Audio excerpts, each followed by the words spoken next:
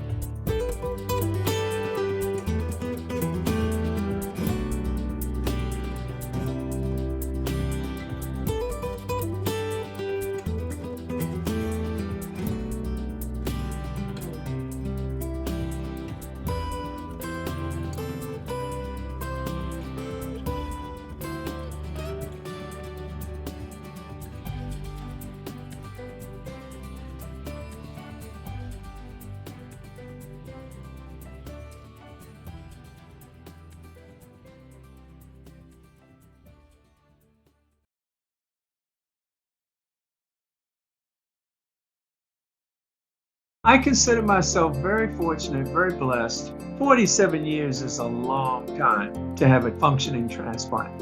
I was 18, I graduated from my high school in DC, and 4 months later, I was in the hospital with a bad cold. My blood pressure was sky high, and it was there that I was diagnosed with end-stage renal disease. So after 3 years of in-center hemo in the hospital, I was called for my first transplant.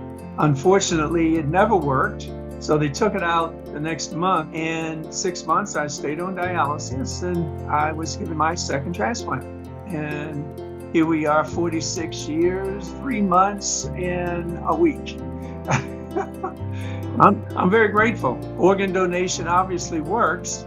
I can't think of anything more altruistic than to just say, I want to donate a kidney. This is a second life.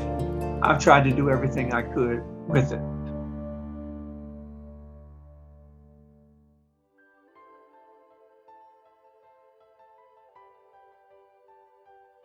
Hello, my name is Demar Nicholson. I became ambassador for the National Kidney Foundation of Maryland and Delaware in January 2020. Right now, 37 million Americans are affected by kidney disease. Most won't have any symptoms unless their kidneys fail. I know firsthand the importance of maintaining proper kidney health. I was one of those 37 million Americans affected by kidney failure. Our kidneys are our vital organs, so when they fail, only immediate dialysis or a transplant, can save you. My mission is to not only educate the youth, but educate everyone. I want everyone to have the knowledge so that if the tragedy comes, they will be able to look at my story and be able to fight for their health, fight for their life, overcome the obstacle. With that being said, I and the supporters at the National Kidney Foundation are more than grateful for supporters like you who empower and inspire our daily work. In times like these, it's important to come together and fight kidney failure. Let's do this.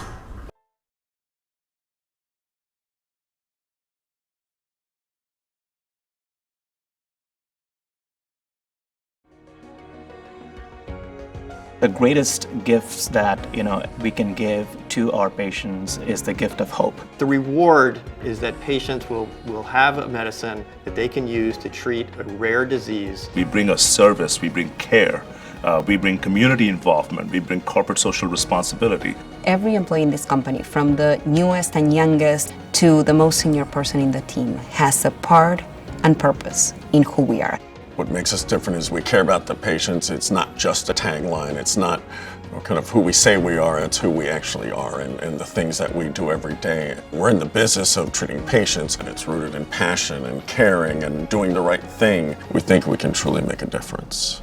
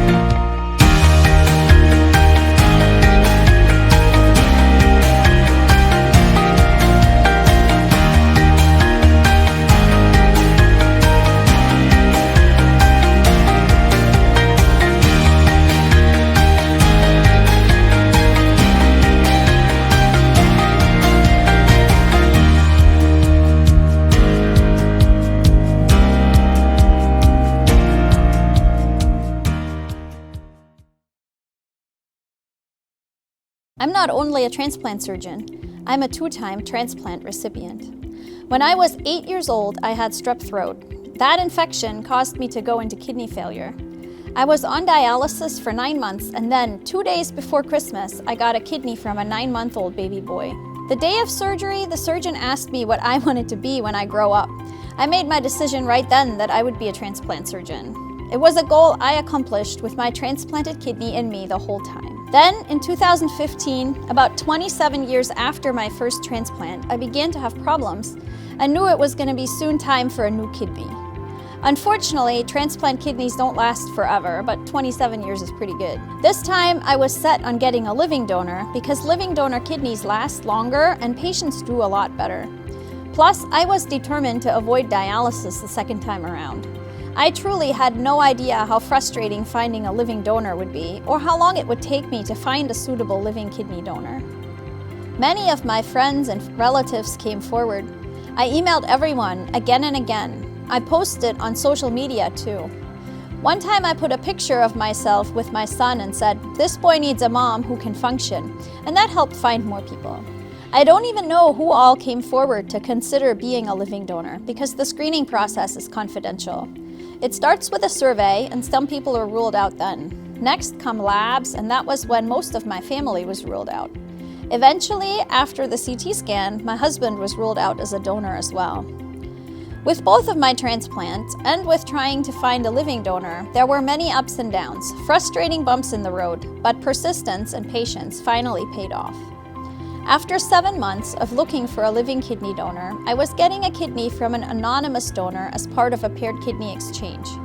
Basically, if someone has a donor but they're not a match, we can swap kidneys among a group to get more people transplanted. My donor, whom I didn't know at the time, had her kidney removed, and then one of my colleagues, who I work with every day, transplanted this kidney into me. After the transplant, I woke up and I felt better immediately.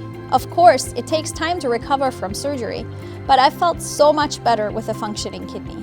I still had no idea who my donor was. All I knew was that she was a woman in her 40s. We agreed to meet. She and her daughters met my son and me at a pottery painting spot, and we spent the afternoon together. How do you thank someone for saving your life? There really is no way. All I can say is thank you. Thank you, Felicia. Thank you again. Felicia came forward and donated a kidney so someone in her family could get a living donor kidney as part of the paired kidney exchange. Her selfless act means a much better life for me. I now have another donor kidney inside of me, a living donor kidney that is working really well. Though it was not easy to get, it took a lot of time and effort. The journey to and through transplant can be tough, but it is worth it.